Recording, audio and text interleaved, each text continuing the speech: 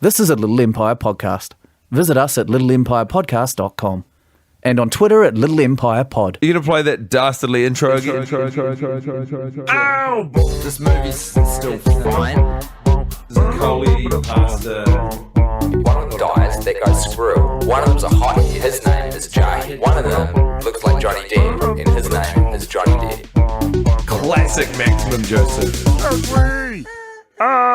You forget that films are supposed to have a point. My name is Spindley Timbley Wimbley. My name is Guy Montgomery, and welcome along to The Worst Idea, episode 23. This will be our 23rd review of the Zac Efron vehicle, We Are Your Friends.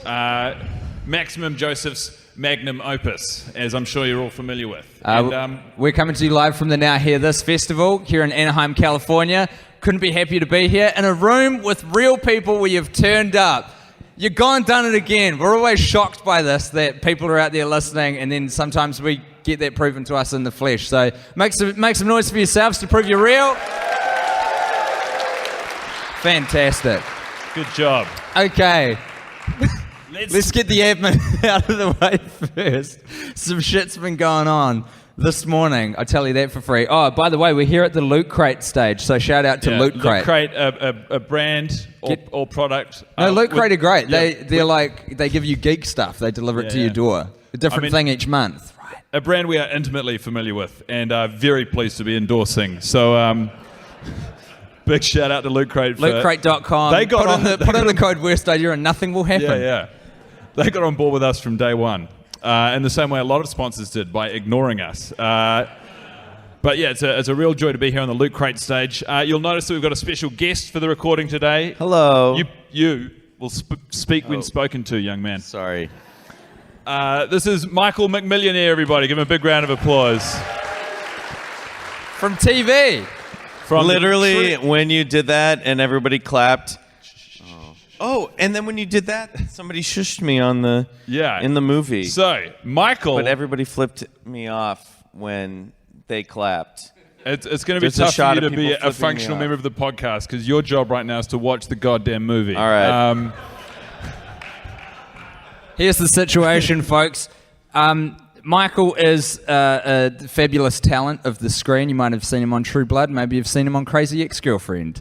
Maybe you saw him with Amanda Bynes back in the day. On a television show called What I Like About You. Yeah. One fan in the house. All right. Amanda Bynes is Look, there. everyone's celebrating in the movie, too. I'm glad you made Seriously, it out. It's a non-visual product. Look, fireworks. Michael, stop. Michael, stop. Sorry. And also you're yelling because you have headphones in. Oh, yeah. Here's I think that's just my normal speaking voice. Michael was very excited about the fact that we were coming to America, and he got in touch, and he was like, hey, I'd love to join you boys for a watch. And we were like, we would love to have you. We're going to be in Anaheim. Do you want to come out with us to this festival? We'll watch the movie. We'll do the podcast. It'll be great.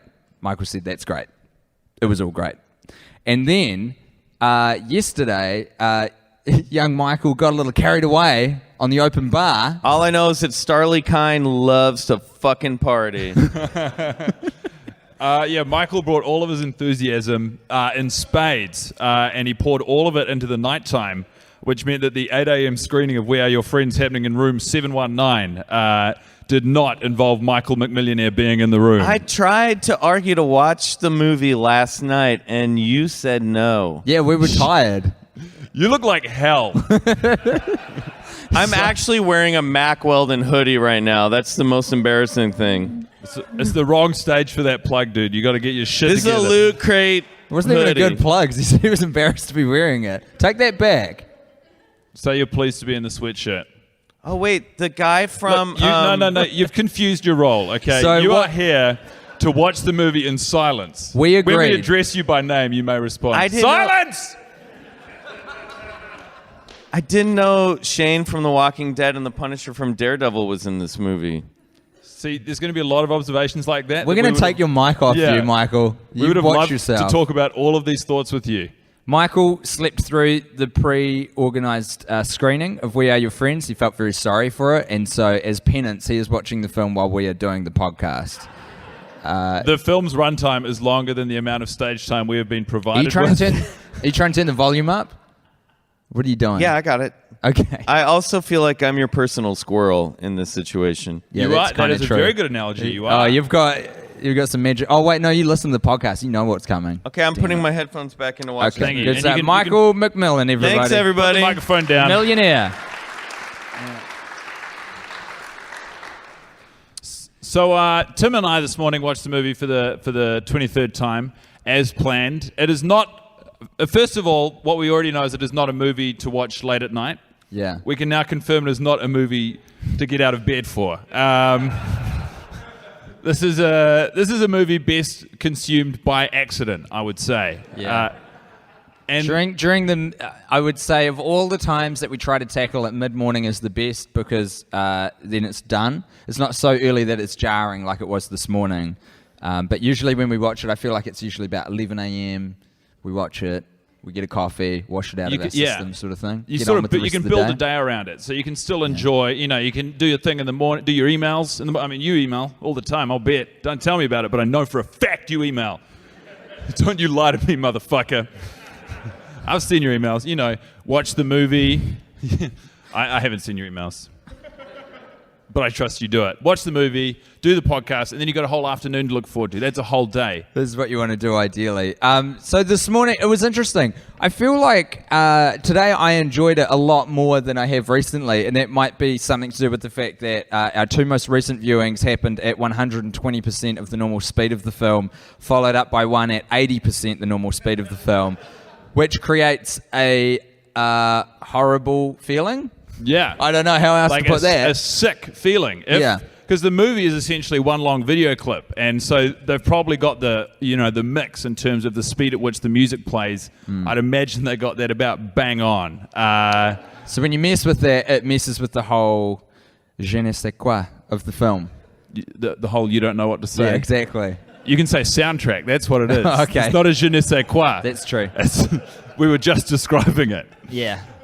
So yeah, it was enjoyable at a 100% of the intended speed. But also just like, I don't know, we've been in America for a couple of weeks now, and I feel like we've been burning through this country, doing a lot of stuff. We saw Adam Sandler do stand-up comedy the other night. That was amazing. And I mean that in the truest sense of the word. Like, it is amazing that we are sitting here watching Adam Sandler do stand-up. It was amazing. Yeah. And it was also, beyond being amazing as an accomplishment for us, it was actually really enjoyable. The guy's got chops. I'm picking big things for this young kid called Adam Sandler. Keep an eye on him. Yeah. The media will probably build him up, and then two assholes from New Zealand will tear him down. I'm sure it will really take away from all his success. He was good. He was rusty because it must be difficult for Adam Sandler to perform stand-up comedy. Yeah. Like his audience is 14-year-olds who watch him in movies. They don't go to live comedy shows. Yeah. Yeah, we don't need to talk about it too much, I think. I think like he was there to try some new stuff, shake off some of the rust. And he did great. I liked the set. It was cool. Yeah. It was great. But it was just so weird. It's just like, fuck, that's the dude. And the other that's thing- the guy. seeing him it's live- Lenny Fader, Yeah. bro. He's right. I could have reached out and touched him. You would have been arrested. I would have, absolutely. I often think about that. I'm like, we could just get up on stage and say, hey, Adam, we're big fans of your work. Can we get a quick photo? But Yeah. that is illegal. But the yeah. part of my brain which knows that's illegal is almost on balance with the part of my brain which thinks that's okay to do. And so it's this constant tug of war. You right, Tim? I always forget this. The word illegal jogs my memory Can that I I brought already the have- other co-hosts. Guys, is it okay that I already have a shining moment? No, it's not okay. Put the microphone back down. All right, sorry. Pretty simple instructions, Michael. I would like to welcome our fourth co-host to the episode. The knife is here. Just to add an element of jeopardy to Michael's precarious position.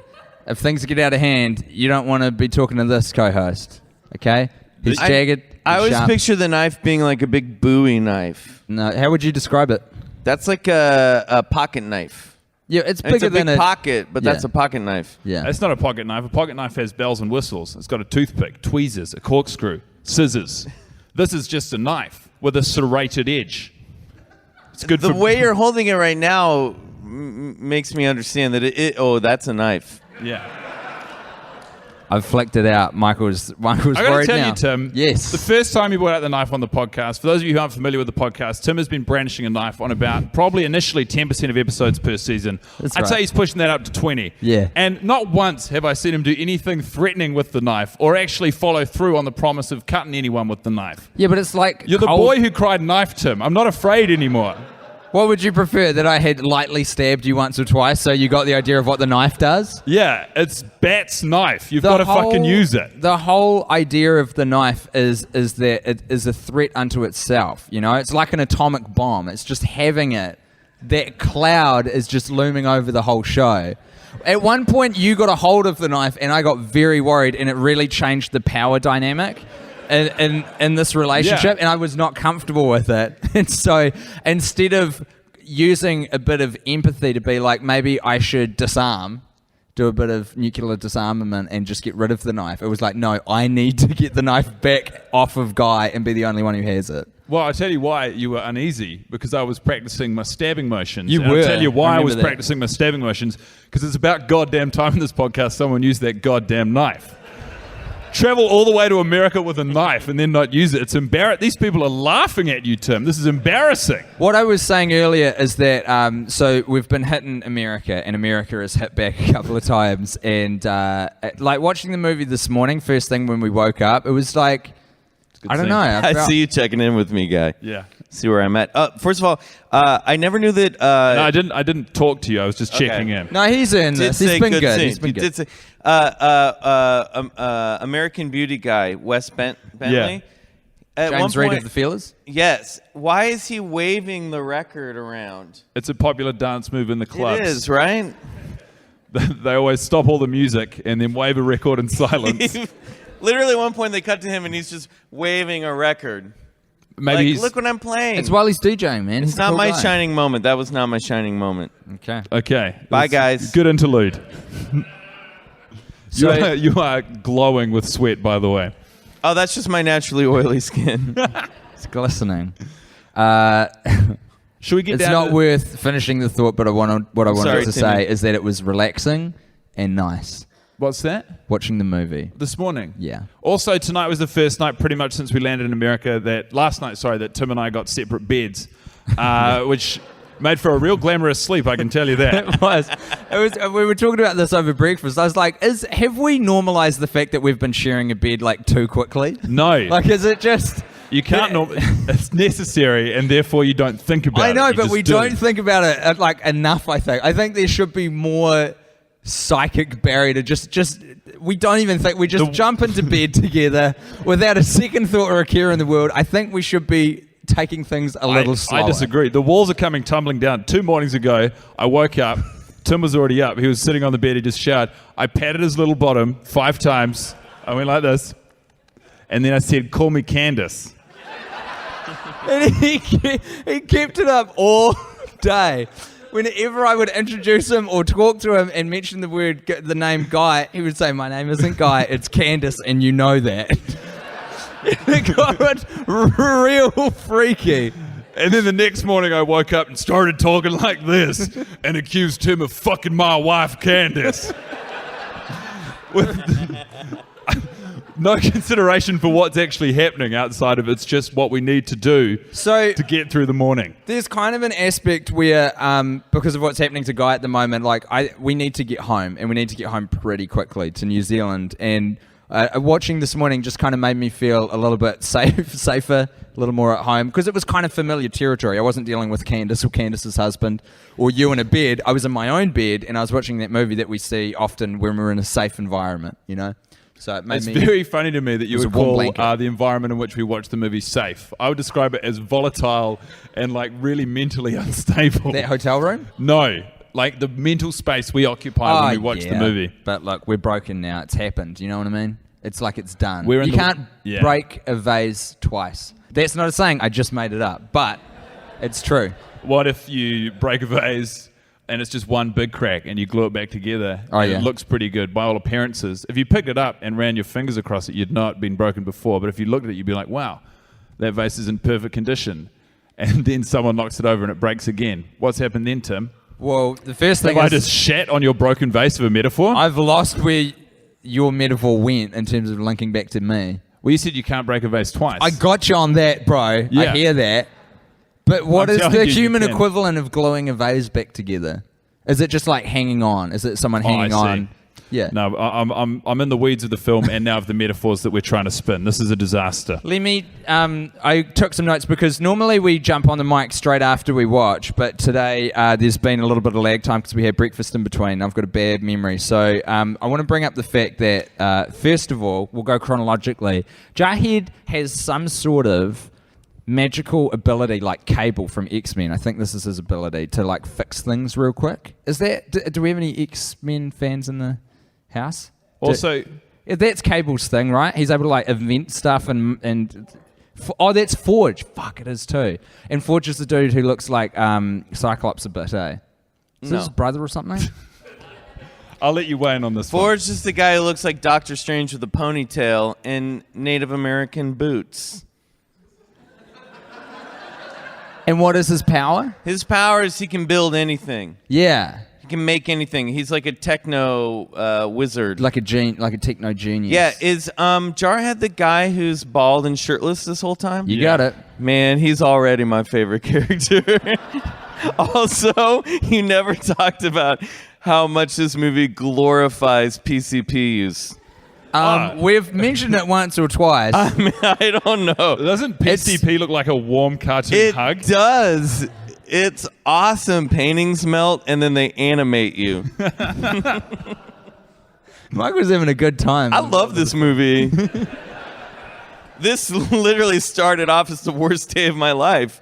And now I feel really good. He's heading back in. This is the thing. This is exactly the environment that you want to watch the movie in by accident. Like he sort of missed the planned screening. Yeah. He is seriously in the pocket right now. Yeah.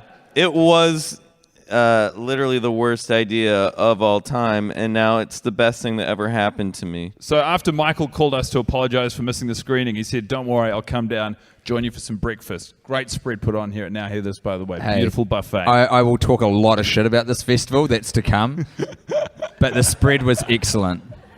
Hell of a spread. Tabasco next to the eggs. It's so simple, but you did it right. I appreciate that. Can we talk about already the fact that Zac Efron spends all of this movie wearing a Band-Aid on his forehead just because a scene in a montage early on showed him that he was bleeding out of his head for some reason? He had got in a fight with the kids from Yeah, Canoga I Park. know, but that's a lot of work to do. It's not a Band-Aid. What they would have done, they just would have shaved a little bit of his eyebrows. It's supposed to be like a stitch. There was a very successful rugby player in New Zealand called Jonah Lomu who played wing, which is number 11 on your jersey, and he did a cool thing where he shaved an 11 into his eyebrow, presumably in case he forgot his position when he was looking in the mirror.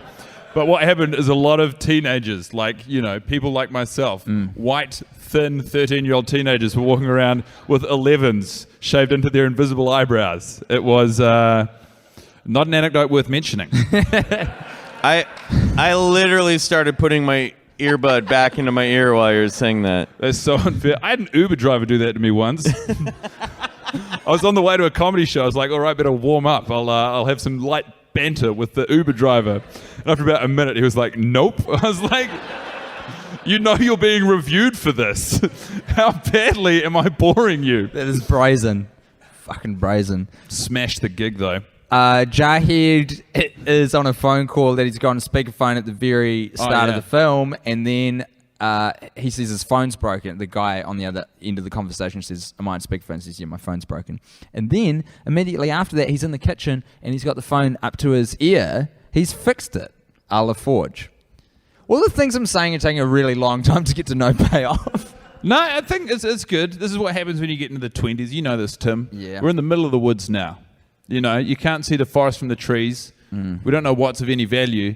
The thing is that if he does have these skills to fix things really quickly, his dad has complained 22 times in a row now that he has not finished the roof or fixed the toilet. Yeah. And that frustration, while it's always been warranted, is now compounded by the fact that we know he's telling someone who has the skills to do these jobs. He's got hyper abilities. Immediately. Yeah. And yet he How refuses. fucking lazy are you if you have hyper abilities and you still don't fix the toilet? This is the thing, though, and this is bigger than Jarhead. This is the issue with immortality, is it saps your motivation to do anything.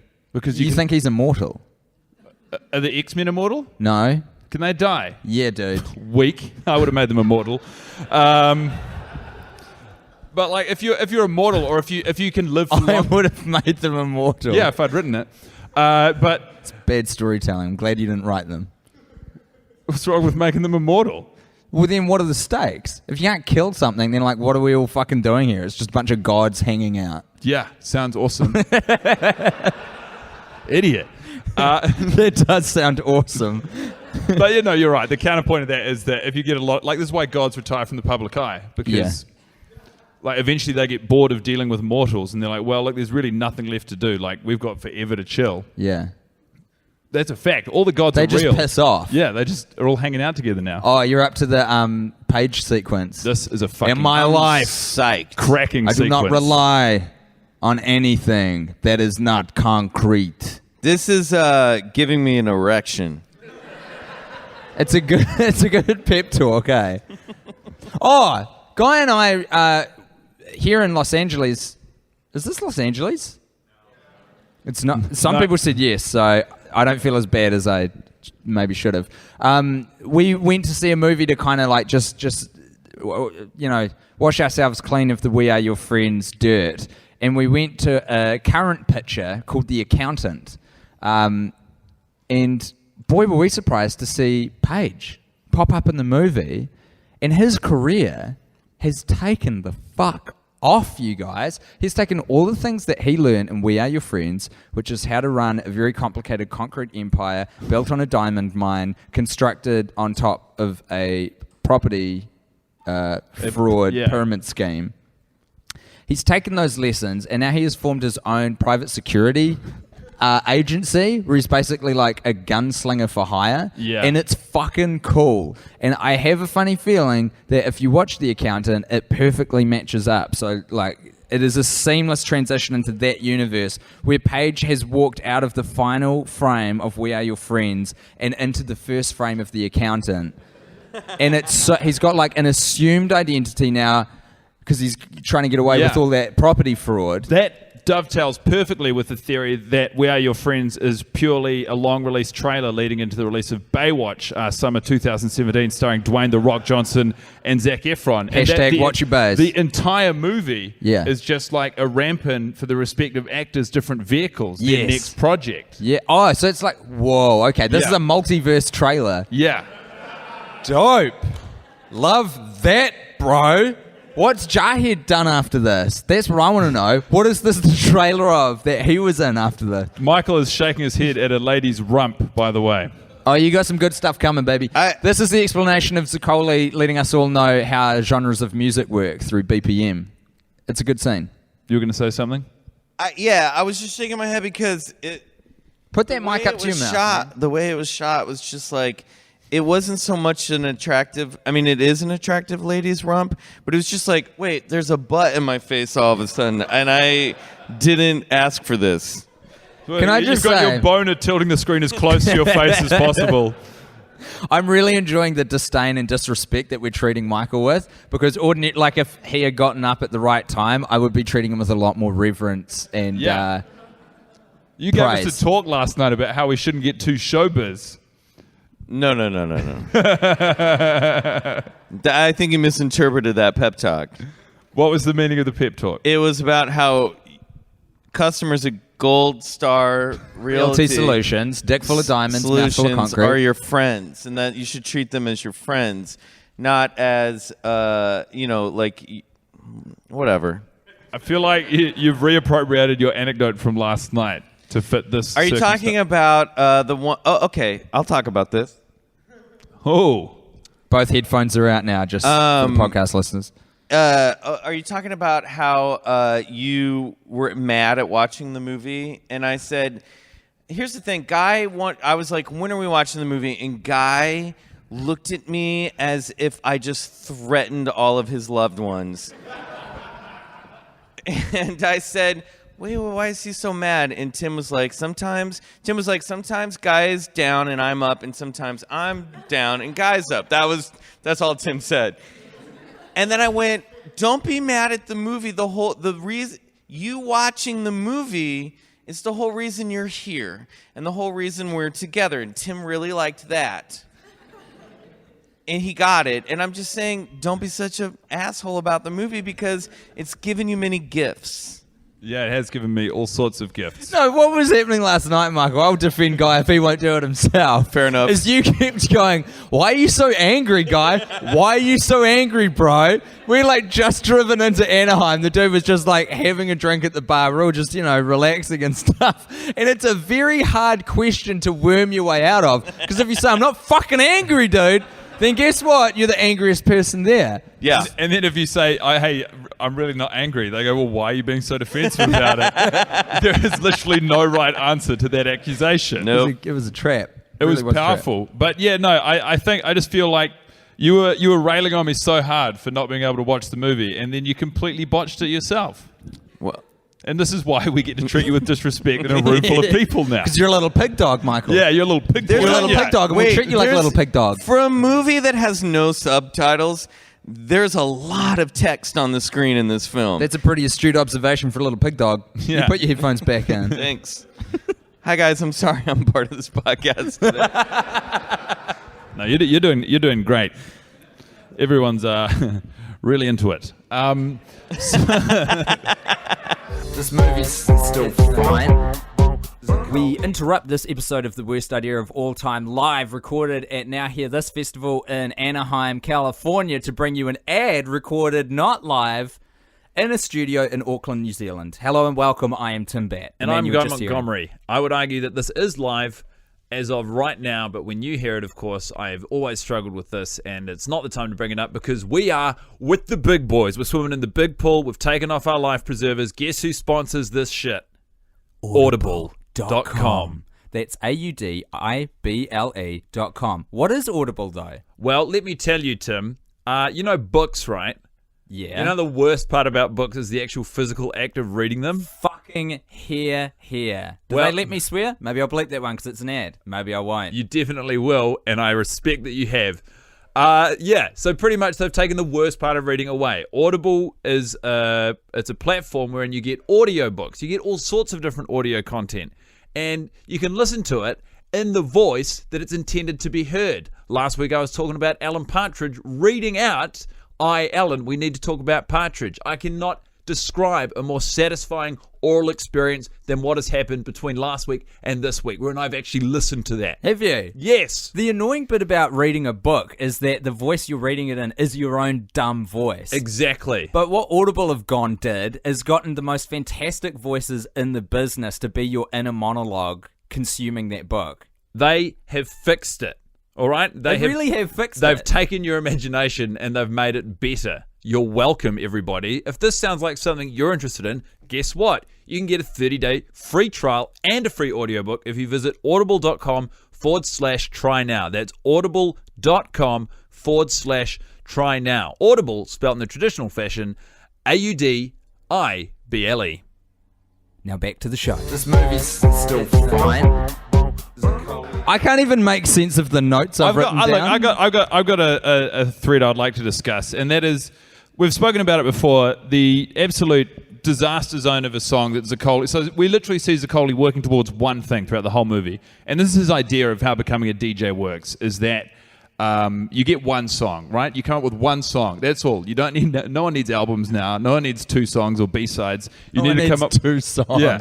You need. Everyone just needs one song. You don't need two songs. You need one You just song. need one song. And he's obsessed with this idea. And also, they call themselves his friends, but no one corrects this problem. Everyone's like, yeah, sure, Zaccoli, you just cope. Because he's so bad at making music. They're like, just go into your room, fuck around with your garage band, equalize everything on the song, and he keeps working and working on it. And you see it throughout the whole movie. He's working and working and working on it. And what he's doing is a classic example of working hard, not smart. Because it doesn't matter how many hours he puts into this song, it's a shitter. It's a dud.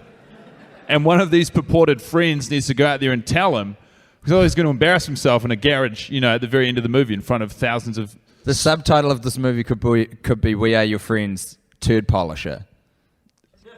right? That's what he's attempting to do through the entire He's trying film. to polish a turd. Yeah, And through his the whole friends thing. aren't telling him anything. Yeah. And so he just keeps going and going. And it's so frustrating to see because you're like, no, the issue isn't that this song isn't work. It's like the issue isn't that you need to keep making this song better. It's that you need to stop working on this song. You need to acknowledge that not everything you create is going to be good and put it to one side and start working on something new. And he doesn't, it's like, you know, you see stand-up comedians who've been doing the same jokes for 5 years and you're like, it doesn't matter how many ways you change the way you say that joke, you need to put it to the side. That's right. And he's doing this. And he's doing it week after week and it's driving me fucking insane. I want to introduce an element to the room. Okay? You look so worried. I've never seen you look so worried. What's going to happen from here on in is the first person who leaves from here on in, because we can see everyone because the room is so well lit, the podcast episode will end. No. And we'll do a Q&A from there on in. No. But the first person to leave ushers in the end of the episode, or when we decide to end the episode, whichever happens first. What sort of crazy hostage situation are you? There's a terrible element to introduce. No, I really People like are free it. to come Wait, and this go. guy is Yeah. literally running It's away. Patrick. He works here. He's like, oh, I'm going to be here all day. I got to go now. That's fucking ridiculous. People are free to come and go as they please. I don't know. Let me ask the fourth co-host. What do you Wait, think, I got a Nye? question. I see what you've done. Oh, wait. The lights have come down and the knife's come out. Wait, I got a Now question. it's a party. Did James Reed from the Feelers just show Zach Zaccoli a bomb? No, I think it's a that's Bukalau. No, it's a Wurlitzer. No. What? The That's a Wurlitzer bomb. is the keyboard Oh, yeah. that he plays on. It looks like a bomb, but as I'll tell you, David Bowie used one of those in Space Oddity. It's one of the cool, hip lines of dialogue in the film, inserted by Maximum Joseph. It's a fucking disaster. Wait a minute. I got a question for you. Does this count as your next viewing of the movie? No. Oh. This There is are very bonus strict context. rules. It still surprises me, like, you know, walking around meeting new people and you explain what the podcast concept is here at the festival, and people going like, "Do you really watch it each time?" And even people who have followed through with listening to it, we fucking do, guys. We watch it every single It's time. not an intelligent podcast, but it is a podcast loaded with integrity. So, Not every episode is good. but every episode is real. It is authentic. Well, to try and bring up the tone, because I feel like we're really down in the muck and the mire right now, I would like to bring to you my shining light. It sounds like you're referring to me as your shining light, and I really like that. Nope. The shining light of the movie for me this week was a fantastic bit of acting by Wes Bentley, a.k.a. James Reed from The Feelers. Yes. So he is, he's not even borderline alcoholic. The guy's got a fully fledged drinking problem in this movie. And it's sort of, they always allude at the dark side. It's like the PCP. It's always like, oh, he likes to drink. And while you probably know that's bad, we're not going to show you all of the ill effects of it, because then it wouldn't be glamorizing drinking and we wouldn't be making this cool party movie. You're making a mess of my laptop there, Michael.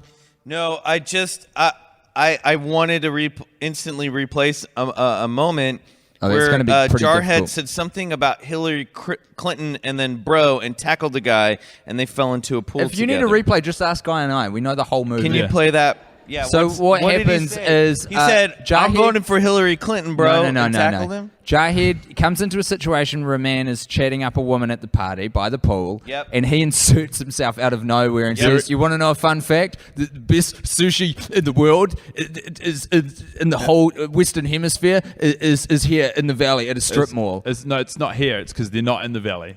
It says it's in the San Fernando Valley. And Don't undercut the promise that I just made to Michael. rightfully, the guy says back to him, does this lady look like she eats in the valley? Like, oh, get that up your valley, people. And he says, have a sense of humor, bro. And then Jarhead goes, Oh, I've got a sense of humor, bro. You want to know something funny? You're dressed like Hillary Clinton, bro, and then spear tackles him into the pool. That is a real funny zinger. no, but it's wrong. The guy's wearing a jacket and board shorts. What have you ever seen? I mean, That's how you get votes, by the way. If Hillary Clinton could come out in these final dying days before the election with some boardies, fucking bam. You got that beach vote now. Yeah. That's an important vote. That's right, Malibu, a well-known swing city. both politically and it's great for fucking. So, the shining light that I have is they don't really show the ill effects of drinking too much, but in one scene, James Reed has fallen asleep in all of his clothes, and he's holding a cup of whiskey up. So it's quite precarious. You know, if he spills, he's going to spill it all over the sheets. They're going to have to clean the sheets, but he hasn't. And Somali, his girlfriend and the romantic interest of Zaccoli, comes into the room and she says, "Oh, babe," and takes the glass. Like, "Oh, no, you've fallen asleep in all your clothes." And he does the best. He goes, I just had a little nap. And that was bad. What I did was bad. But the way he does it is good. Yeah. Because he genuinely, you know that little, you know when you're missing your voice when you wake up? Is this it? Dude, you're watching it. I told you everything that's happening in this room is happening on the screen at the same time. This movie is a magical experience. Less than an hour ago, I was naked on a bathroom floor crying and texting these guys that I cannot make it to the ballroom. In fact, let's revisit those texts. They're not as damning as I would like. Here's the sequence. All caps. Time coded as well, please. All caps. So last night, this is the point at which Guy and I went to bed. If anyone wants to leave the room, by the way, I relinquished my earlier role. That was... I feel like people were probably going We're to at keep the doing point. whatever they wanted anyway. That's good. So I said, to confirm, we said it verbally, but I was like, Michael looks like he's maybe going to approach the bar. I'll get it in writing. I said, room 719, 8 a.m. Americano times 2, that is all, because he offered to get us coffees, which was very generous I was and gonna a very bring empty the promise. Coffees and croissants at 7 a.m. So he replies instantly to that message with "and croissants," because you rightly said croissants as well. And then at 2:35 a.m., simply the message "you fuckers." 2:38 a.m. So do I have to be there for sound check? 2:39 a.m. Ignore this. And then at 9:51, all in caps. "Oh no, I overslept and my alarm didn't go off. This is the real worst case scenario." Followed by a screenshot of his alarms, followed by... Which could be doctored. That which is could easily be... so weak. I'm going to be honest. I turned the alarm back on before I took a screenshot. Of course you fucking did. What? I like that it's meant to be a reveal. Like we didn't already guess you fucking did that. And then... I was a real forge. I was like, I know how to fix this alarm. At 7 minutes after 10 a.m. in normal caps, "Tim, I am so sorry." So that was where the contrition started kicking in. That's why he is in the situation he's currently in. Man, I'm telling you, I'm so happy right now. That's good, man. You can just pop that keyboard off as well. It seems like it's giving you some real trouble. Just rip it off. It just comes right off. There you go. Technology. So... Hell of a I thing. guess I should throw my shining light in there. Please. And guess what?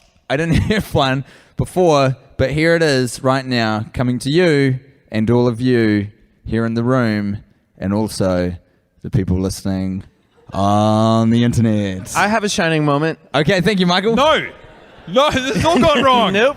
You're talking out of order and you're bailing out Tim.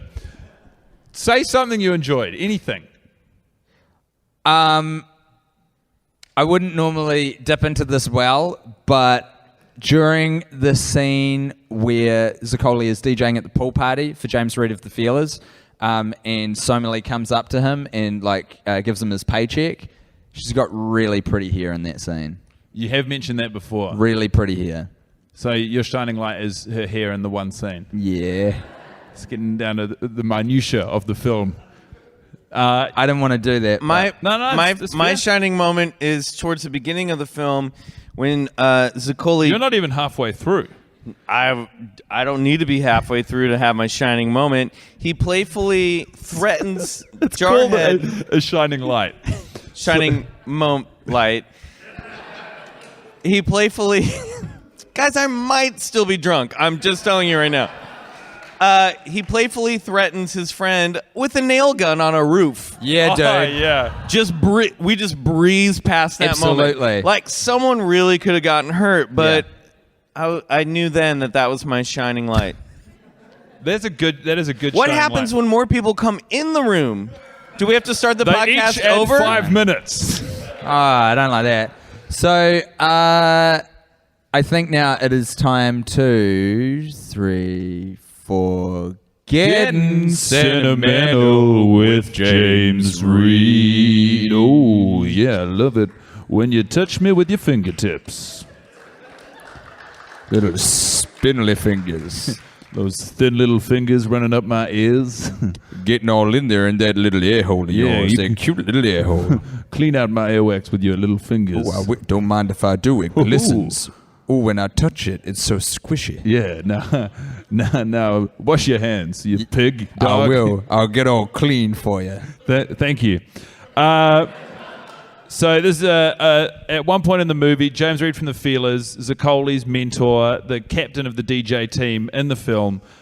He comes out and he says to Zaccoli, he says, I may have gotten a little sentimental. And he gives him a box. Really, it's a self-serving gift. Yeah, he says it's actually a self-serving gift, but he gives him a MacBook Pro box. And each week we speculate as to how his sentimentality has influenced the gift that he is giving Zaccoli. So each week, it's a different gift. What's been your favourite one? Can you remember any? I think I quite enjoyed it when you tried to suggest he gave him a retractable samurai sword Oh, yeah. That's right. I forgot about that one. for how highly impractical. Like a telescopic Yeah. sword, yeah. My favourite one was when we had Alice Snedden from Bonus of the Heart on, and she was just like instantly, she's like, dead animal. Like we sort of explained the concept of what the segment was. She was like, yep, dead animal. We're like, fuck, all right. Yeah. That was cool. She's a gem, that Alice. really is. I'd like to tell you what I think is in the box this week, Tim. I would love to hear it. And it's both sentimental and self-serving in equal parts, because contained within the MacBook Pro box is some leftover Chinese food that Chickadee China, the Chinese chicken. yeah, and also a Bare Naked Ladies MP3 Brand stuff. Yes. of the greatest hits. But so he gives him the Chinese food because him and Somali went out for dinner the night before and Yep. they ordered too much, because they always order too much, because money is not a problem for these people. And they're like, do you know what we'll do? We'll get it all in the takeout boxes that they give you. I also get this, I'm sorry to interrupt you, No. but I get the sense that these are two people who don't eat a lot either, because I think James Reed really fills up on booze, and Somali is sort of looking after that trim figure of hers. So they don't strike me as very gluttonous sushi consumers. That's not Chinese food. No. I'd imagine they'd be very gluttonous when it comes to the sushi table. Right. Because it's a healthy snack. Sort of. Anyway, So yeah, you've got all this Chinese food. Chinese food. They got it home in the regular takeout boxes. They get home and they're a little drunk and they're a little giggly. And he's like, you know what would be a real good lark, a real laugh, a great way to wind up my friend and yours, Zaccoli, is if we took all of this Chinese food, Yeah. and for no real reason, a Bare Naked Ladies MP3, Yeah. and we put it inside that brand new MacBook Pro box I've got lying around the house, and we give it to him, and he'll think, get this, he's definitely going to think it's a MacBook Pro, but it's just going to be some stinky Chinese food. And a mini disc. Yeah, and a mini disc. I really want that to be the delivery format of that MP3. Without a player. Yeah, just God help you trying to find a mini disc Yeah. player With in a post-it note on it 2015. saying to him, this is what your song needs. And he's like, what the fuck, how am I meant to listen to it? That's so good. Fuck, I love that. Nice one, bro. Yeah. Well, it's self-serving in that the Chinese food was taking up all the room in the fridge. Because they've always got a fridge full of condiments and leftovers. You know how it is. When's the last time you ate all of the food? All the food in your fridge. Not all of it. I'm pretty good. I don't really go for a shop until I've opened the fridge and been like, okay, what conceivable food stuff could I construct from these ingredients? And it'll be like a lettuce that is rotten to the core, and a potato, and like a kg of mince. That's generally the sort of. And then you that's think, what I'm I'll go dealing for with. a trip to the shops. No, I will cook that. I'll cook that up. I'll turn it into something. What do you call that dish? I don't have a name for it per se. It's all Tim's in the- meaty surprise. The surprise is there's a little bit of lettuce in there. You can barely taste it. That's not a bad name for the dish. Yeah. You create intrigue. Yeah. But when's the last time you got through all of the fresh produce in your fridge? Oh, that's a rarity. Yeah. Yeah. Never. Yeah. We always buy too many vegetables and fruits Because when we're at the grocery store, we're like, everyone's looking at my shopping trolley. They're going to know all I've got is this old lettuce and some mints. Yeah. I better cover it with some bananas and oranges. I'll definitely eat them later. Yeah. Every single one of them. Your whole house is just filled with rotten bananas and oranges. Yeah. While you're eating Tim's meaty surprise. Why do we never learn? I've got a no but for you. Please. The bit of the movie where we noticed in this week's performance that the actors were going off script and contributing their own lines and performances to the greater production. And this week it was definitely the scene where just after Zaccoli has in a bout of homophobia punched out Oh two my God, I strangers just watched that. at a party. Yeah. It's pretty crazy, huh? First of all, this whole movie is ad-libbed. I mean, there is no script. There are like 5 lines which you can see Maximum Joseph's fingerprints on. Yeah, maybe. Which are all shots at millennials. And then there's this moment that just happened where Zaccoli walks up to these two guys having a conversation, and I watched the scene, and they didn't do anything wrong. Wow, And that's not entirely true. They were having a bit of light locker room talk. Oh, I missed the light locker room talk. 'cause I Locker was room talk listening to at this. Somali's expense. But Zaccoli just says a very homophobic slur and then punches the guy. Yeah. Yeah, they just put a hate crime in the middle of the movie in case they wanted to use that for fuel later on. And then later, he tells James Reed of the Feelers' girlfriend, those guys wouldn't last in the real world. Oh, Yeah. yeah, I never really put those two lines together. What does that mean? terrifying. Oh, Jesus. Yeah, right. Okay, I get what you're putting down. It's like a hollow, hate-filled threat, and then him and Somali just part ways, and she's terrible. like, Jesus fucking Christ, I hope he doesn't act on that. Well, my offer for no but is going to come real clunky now, but it's the bit where she says, James thinks you've got real talent. He said, you've got an excellent sense an acute sense of assemblage. Yeah. And Just then saw that. Zaccoli goes, he's like, that's great. What does he say? He says, that's great. I don't even know That's what that great. means. What does that mean? Assemblage. Is it French? Assemblage. Yeah, and you can tell that I think it's French. if you were a scriptwriter or a director, you would not make your characters this stupid. Nah, it's cool. It's cool. I like what he did with it. He made it his own. I dug it. But that's the only... I dug it, bro. You can see a bit of Zac Efron shining through the veneer of We Are Your Friends at that moment. It's like, hey, help me. I'm still here. Maximum Joseph has trapped all of us. We're trying desperately to get out. Paige has got a flick coming up with Ben Affleck that he's desperate to get to shooting of. I've None really of us got to are get to getting the set paid of very well. Baywatch. I've got to get to Baywatch. David Hasselhoff's relying on me. Please help. And he's communicating all of that through that one moment where he throws a can over with the sparkly lights when he's talking to Somali. What is she wearing on her head? It's like a headdress thing. It's you know. a gold... I've never seen Like a a more tiara. beautiful woman look more terrible in a movie. You really gotta... I mean, Maximum Joseph really... it's a necklace gone wrong. It's like one of those things that's got a line over the middle bit, and then it's like a crown there. And Yeah. it just looks like that part is stopping it from making it down to where it lives on the neck. Where it lives. That's where a necklace goes. Right? I'm not an idiot. I mean, everyone in this movie is so good looking, but like that butt that walks by in the party, I don't want to see any of it. You know what I mean? Michael, really gotta take your mess other up- headphone out because we're fast approaching the end of this voyage, and I just want to get the rest of your thoughts. You've been a good pig dog. You've behaved. You've had your headphones in. You've been really paying Have a snack. attention. Yeah, that's right. Good boy.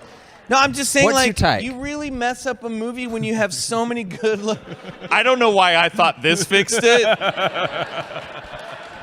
I mean, this needs to be retired until Christmas. Like this whole thing needs to be shut down. But Michael's talking about his hair for those. yeah, listening. in my face. But I've never seen more good-looking people look less attractive in a movie before. It's shocking. That takes a real bad director. What? How did? Shots fucking fired, Maximum Joseph. You're never going to work in this town again, friend. It's true. Your career's over. Are you speaking to Maximum Joseph or to Michael? To Michael. Oh. Who do you think's got more power, Michael or Maximum Joseph? The clue is in the name. And in the fact that one of them is being our pig dog by sitting silently on Yes. stage with us. We've really diminished his position on this, and I'm not apologizing for it. I stand Are there by any it. other stray thoughts that you'd like to share? I mean, it's a shame that we couldn't have done this in the traditional way. No, I just when does Squirrel die? Because I'm really waiting for that moment. We could maybe even accelerate the film for you so you No. can see it in front of these people. I think it's fine. You'll see it. You'll see it. We don't need to do that. Like, this dancing that this lady's doing is not even attractive. It's all this whole movie. That's the cameraman's fault. Look, he's all over the place. Get a fucking tripod in there. This is impossible to follow. all the angles are wrong in this movie. It's like you know what I Michael mean? Bay directed all of the sex Yeah. scenes. It's just like a close-up of a belly It's button. like- And you're kind of like coming at a real Dutch angle, I think it's called, and you're It's getting like in there, they it's strapped winding. a tripod on the head of a dog and just told it to get some shots. What an innovative way to shoot a sex scene. You know, We're when going to do like, something no one's done before. you know when like if you're having sex and a cat walks in the room, imagine strapping a goddamn camera to that cat, capturing like that's the new porn genre. This whole movie is the dog's perspective of sex. When a dog's watching his owners fuck. That's just the whole movie. There's a secret character, which is the dog. And the whole movie is the dog's point of view. And we didn't even know the dog was in the movie. The We've second, never watched to the very, very end of the credits, so that might be the final And you reveal. just see the dog take the camera off and then turn it towards its own face. And then it cuts to black. we are your friends too. The good boy. We are your friends. We are man's best friend. Yeah. We are a dog. The clue was there the whole time. God damn it. It was the. Hey, great Oh, find, Michael. I feel like Ed Harris in Westworld. We've just scalped a robot and we've seen the maze of the map under its hair. Does that make sense? Anyone I'm sure watching if you've seen Westworld? Westworld, it does, I'm sure. P.S. Spoiler alert. I haven't watched it yet. But We found the whole new level of the game. do we have any other business to attend to? The business of saying, the movie's still going. And I would like Wait, to... guys, I got some business to attend to. Okay. Listen, I'm sorry to interrupt you guys. I know it's a Sunday, I think. But your producer's office is open, and I got a movie to pitch you guys. Oh, very Yes. nice. Yes, please. Hot damn. So I'm going to pause the movie so you don't lose any of this as well. You can watch it later. Tim and I are obviously hotshot movie executives. We sit in an office on the 64th floor of a building. Our chairs and tables are made entirely out of money. We're doing pretty good. And Save for a scepter that each of us have, the stem, solid concrete, and the top bobble, diamond. yeah, that's right. And we're looking to commission hot new content in Hollywood. And what I'm excited about is the promise of this young fellow who's about to come into our office, Tim. This guy's called Michael McMillian, and he's full of ideas, okay? I like the name. You ready to let him in? I am. Okay. You can come in now, Michael. First of all, I'm so sorry I overslept, guys.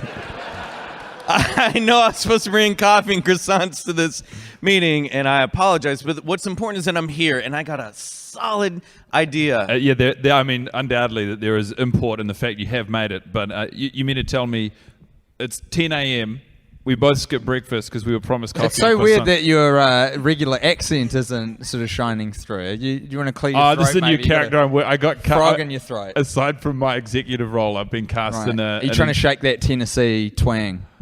If you want me to talk in my regular voice, I'm more than willing to. Thank you very much. I'm sorry, that was a bit of personal No, it's business. all right. You go right ahead, and we will accept the fact you did not bring us any coffee or croissants. I will make a note of it, though. Okay, so let me ask you one question. Do you guys love music? Well, I certainly do. Yeah, I mean, who doesn't love music? Sure. Do you guys love the X-Men? Yes, I do. I always sort of wish they were more immortal. But yeah, I see why people like it, I guess.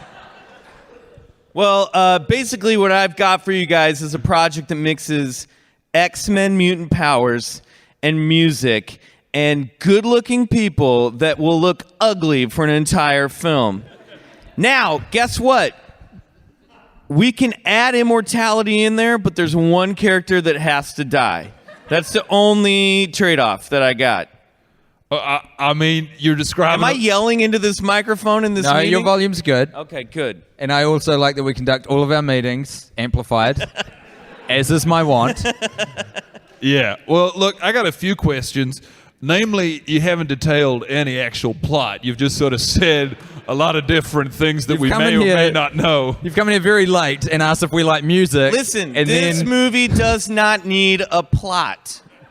Well, as the executive, I think it's my job to tell you this movie absolutely needs... Nope. It's very watchable. I've got the most watchable. Have you guys ever been on PCP and watched it? let me stop you there. No. Not my personal drug of choice. How I've done about you, PCP, Tennessee Pete? Sure, yeah, I love it. Yeah. This movie is like that plus the X-Men plus no script. You just keep piling stuff on. I feel like you're building a very delicate Jenga block. I mean, I'm sniffing around the hook. I'm not on the hook, but I'm sniffing around the hook. My main question would be, whose story is this? Whose perspective are we tapping into It's about here? a man who collects sounds. That is a new element you have not addressed in the other parts of your pitch. How does one collect sounds, Could you Mr. please McMillionaire? weave these very separate threads together so it forms some semblance of a movie idea? I'm irate. I have not had my morning coffee. That is my fault. Yeah, it's about a guy who collects sounds and he has a dream. And That's another new thing. You're doing the opposite of what I asked. What were we going why to or do I not have your interest? Well, yeah, I mean, we're talking, but Boom. You can't. I'm signing the check. He's done it. what? Did you just judo us in our own office? I love you've come in with an exciting new energy. You've asserted yourself as the dominant force in the room by turning up late and empty-handed, shouting into a microphone, disparate ideas that have no connection. We request that you thread them together into a movie plot. You refuse and you add more things onto the pile. I like your moxie, I like your confidence, and I am willing to put my money on the table for this one. What about you, Tennessee Pete? I will match his investment Great. if we can call the movie Spanish Omelet. It's called We Are Your Friends. Get out of my office. Michael McMillian, ladies and gentlemen. The millionaire. Yeah. Is that That's it. I want to end the episode now. What are you pointing that at? stuff? That's a bunch of merchandise. It's for, Loot Crate stuff. yeah. That's not related to Great. us. Don't you worry Yeah. about that. Great brand, great product. So, thanks for coming. We're going to do a Q&A, but right now the podcast ends. So to everyone else out there, we don't have any live shows coming up, so we don't need to plug anything. So I don't know, just fucking live your lives. That's my call to action right now. And also stick with us. No one likes a quitter. We're not even pushing hashtag every moment. love every day. 'Cause before you know it, your precious time slips away. Ooh, live every moment. What, Love every day, yeah. 'Cause before you know it, your precious time slips away. So your precious time slips away. That'll do, pig. Thanks, everybody. Oh, Michael's gone. Peace off. This movie's still fine. Collie, pasta. One of them dies, that goes screw.